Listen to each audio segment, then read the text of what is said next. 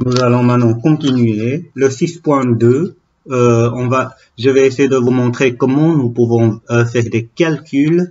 Avant, nous avons des graphiques. Sur base des graphiques, on pourra donner des réponses.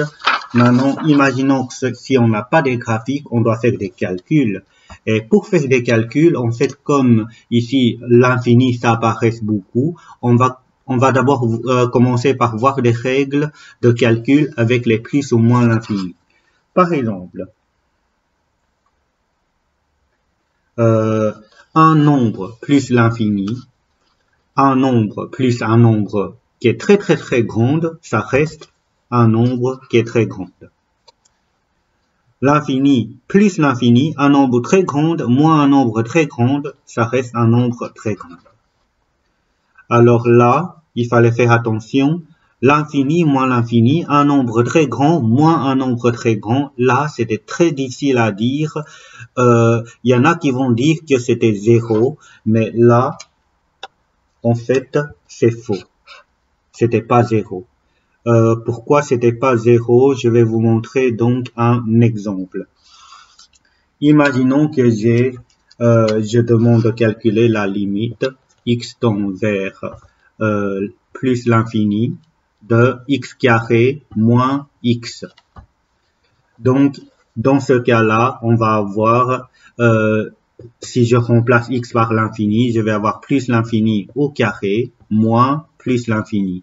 Et là, en fait, l'infini fois l'infini, on va encore trouver l'infini et moins l'infini. En fait, là, on est exactement dans le même cas qu'ici, mais ici, on sait rien dire. On sait rien dire. Avec cette notation-là, on sait rien dire. Par contre, de là, on pourra dire plus l'infini au carré, un nombre très grand au carré, moins un nombre très grand. En fait, c'est lui qui va gagner. Donc, dans ce cas-là, on va pouvoir trouver la réponse qui est plus l'infini. Un autre exemple. Imaginons que je demande de calculer limite x tend vers plus l'infini de x moins x. Là, on sait que c'était égal à limite x tend vers plus ou moins l'infini. Allez, je remplace par l'infini, donc on va avoir plus l'infini, moins plus l'infini. Donc là, qu'est-ce qu'on a? On a en fait les deux l'infini qui ont la même capacité, qui est de la même qui a le même ordre de grandeur. Dans ce cas-là, on pourra dire que c'est 0. En dernier cas, imaginons que je vous demande de faire ceci. Donc, qu'est-ce qu'on va obtenir? On va obtenir plus l'infini moins plus l'infini, tout au carré. Normalement, si je développe tout, je vais de nouveau avoir plus l'infini, mais là, moins et plus l'infini au carré, un nombre très grand fois un nombre très grand, ça nous donne encore un nombre très grand. Et là, si c'est comme ça, on sait rien dire, mais à partir de là, nous pouvons dire que c'est lui qui gagne.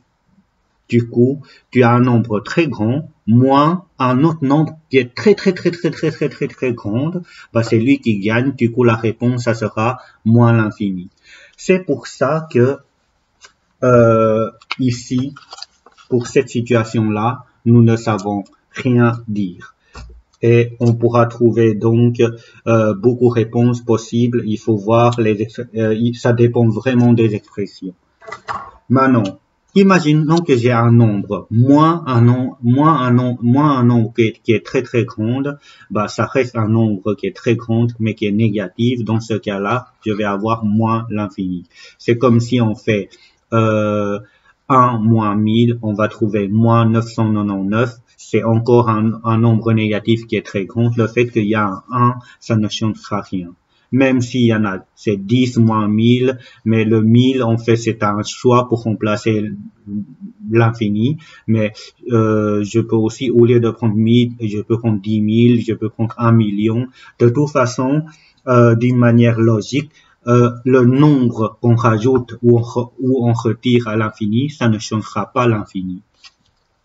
Moins l'infini, un nombre très petit, on va dire, moins un autre nombre, ça reste encore un nombre qui est petit, donc c'est moins l'infini. Ici, moins l'infini plus l'infini, c'est comme ici.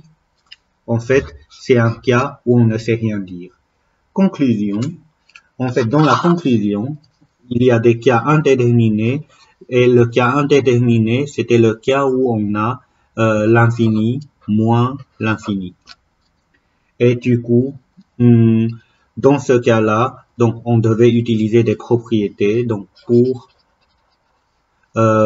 éviter ce cas indéterminé, on doit appliquer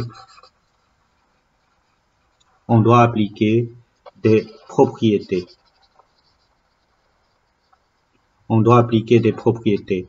Maintenant, les propriétés, on le verra plus tard.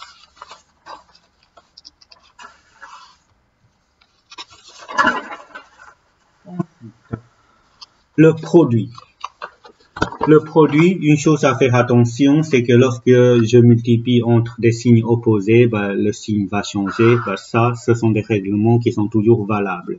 Donc, plus fois plus, ça nous donne plus. L'infini fois l'infini, ça nous donne l'infini. Moins fois moins, ça nous donne plus.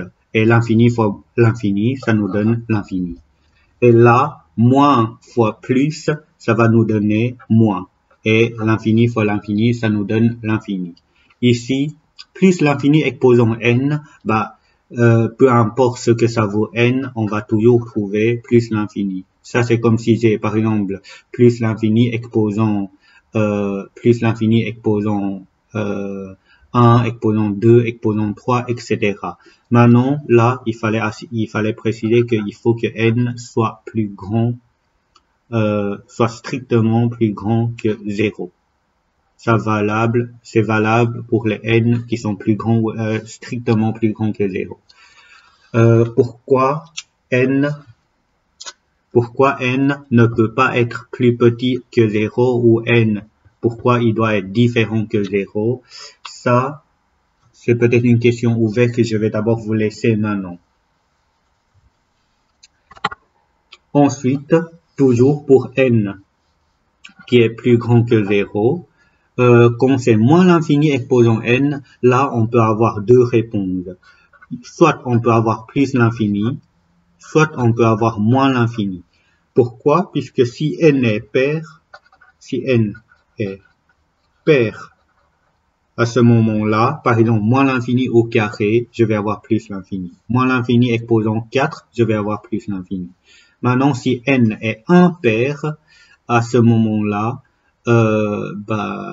moins l'infini au cube, c'est comme si j'ai moins 1 au cube, c'était moins 1 fois moins 1 fois moins 1, donc moins fois moins fois moins, ça nous donne encore moins.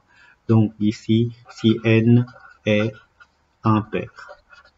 Si n est impair. Voilà. Maintenant, un nombre fois plus ou moins l'infini, un nombre fois plus l'infini.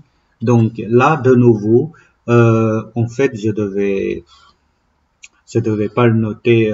Tout dépend le signe. Tout dépend le signe du nombre. Tout dépend le signe du nombre. Et cela pourrait être plus l'infini ou moins l'infini. Ok. Plus l'infini si le signe du nombre était positif et moins l'infini si le signe du nombre est négatif. Là aussi, cela pourrait être plus l'infini ou moins l'infini quand c'est un nombre fois moins l'infini. Et pour un nombre multiplié par moins l'infini nous donne plus l'infini, il faut que le signe soit, il faut que le signe soit négatif. Et imaginons que le signe du nombre est positif, plus fois moins, ça nous donne moins.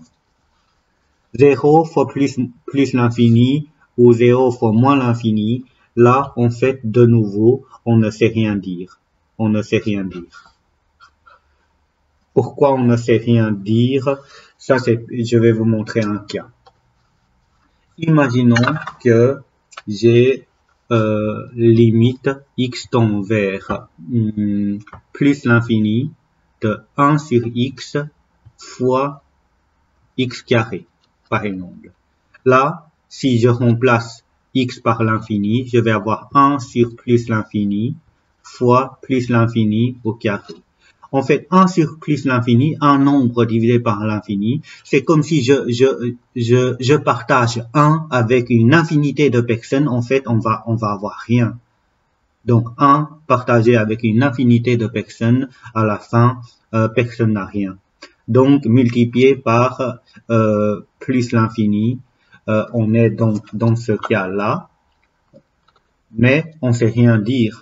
Pourquoi? Puisque de cette manière-là, on ne sait rien dire, mais qu'est-ce qu'on doit faire avant de faire le calcul? En fait, le x là et le x carré ici, comme on peut les simplifier, puisque on a limite x tend vers plus l'infini. En fait, 1 sur x fois x au carré, c'était x au carré sur x. Du coup, après simplification, on va trouver donc plus l'infini. Voilà, ça c'est un cas pour vous montrer que c'était plus l'infini. Maintenant, imaginons que je calcule limite x tend vers plus l'infini de 1 sur x au carré fois x. Dans ce cas-là, après la simplification, on a limite x tend vers plus l'infini de x sur x carré. Après simplification, j'ai 1, j'ai x, donc j'ai 1 sur plus l'infini, je trouverai 0. Donc, c'est la raison pour laquelle, lorsque j'ai 0, en fait, lorsque je calcule la limite ici, je vais trouver 0, et la limite là, je vais trouver plus l'infini, et pareil, lorsque je calcule la limite ici, je vais trouver 0, la limite ici, je vais trouver plus l'infini, mais en réalité, la limite pourrait être différente. Et ça, c'est aussi ce qu'on appelle les cas indéterminés. Donc, le cas indéterminé, c'est on a 0 fois plus ou moins l'infini. Et de nouveau, pour les éviter, il faut appliquer les propriétés. Il faut appliquer des propriétés, bien sûr, ce sont des propriétés qu'on verra plus tard. Dernier lieu, donc un nombre divisé par plus ou moins l'infini, comme si je fais 1 partagé avec une infinité de personnes, à ce moment-là, je vais avoir rien, peu importe le signe. 0 divisé par plus ou moins l'infini, ça c'est comme si je partage 0 avec plus ou moins l'infini, avec une infinité de personnes, ça reste 0. Un nombre divisé par 0, là, il faut savoir que c'était c'était dans les calculs de limite, c'était le cas 2. Et le cas 2, je vous avais dit que dans ce cas-là, on va avoir des infinis. On va avoir plus l'infini ou moins l'infini à déterminer avec un tableau de signes. Ici, plus l'infini sur l'infini ou 0 sur 0, ça, ce sont de nouveau deux cas qui sont indéterminés. Pourquoi? Puisque là, quand on note plus l'infini et l'infini, en fait, on ne sait pas si les infinis, ce sont les mêmes ordres de grandeur. Par exemple, si je cherche limite x tend vers plus l'infini de x carré sur x, dans ce cas-là, je vais avoir l'infini au carré sur l'infini qui nous donne infini sur infini. En fait, dans ce cas-là, avec ça, on ne sait rien dire. Mais de là, après simplification, je sais que je vais avoir l'infini. Du coup, cette écriture-là ne va jamais nous aider. C'est pour ça que c'était 0. Et pareil, j'ai effacé, c'était pas 0, c'était plus l'infini. C'était plus l'infini pour le cas que j'ai représenté. Maintenant, on pourra aussi avoir des autres réponses. Idem pour 0 sur 0. En fait, ça aussi, donc les cas indéterminés, on a l'infini sur l'infini ou on a 0 sur 0. En fait, de nouveau, il faut les propriétés. Il faut les propriétés.